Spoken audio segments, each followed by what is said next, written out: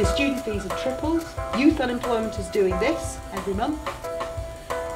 So the jobs just aren't there in massive numbers anyway. I tell you where the jobs are there, in the low skill sectors, very, very unreliable employment, very insecure, very low employment rights. We're being told that regulation doesn't matter, that that's just an impediment to business. But because I want those people who are born without it to have every possible opportunity not to be held back. I want the child who grew up in Lawrence Hill, which is one of the poorest parts of the city, one of the poorest parts of Bristol West, not to have 7 years less on their life expectancy from someone who was born in Clifton. And education's how we do it.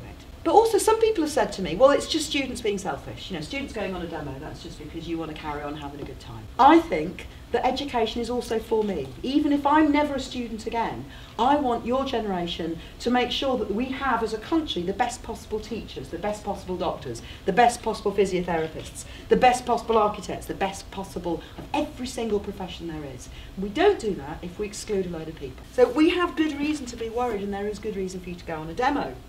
But why bother? Well, I think without activism, without student activism in particular, which is one of the most important forms of activism there is, without activism, pretty much nothing changes for good. If you don't go on the demo, people will say they don't really care, they're not bothered, it doesn't matter, it's not affecting anybody. If you don't go on the demo, your MP, which might not be Stephen Williams, you might have another MP, you might have Charlotte Leslie or Kerry, or you might have an MP at home whose opinion you care about, or who ought to be caring more importantly about yours. Without you going on the demo, they won't know that you're bothered. And that's how things get changed. And politicians from all parties, I'm afraid to say, will sometimes say to you, there's no alternative but cuts. And sometimes you might hear politicians say, well, it's not about cuts, no cuts, it's about how big the cuts or when the cuts are going to be.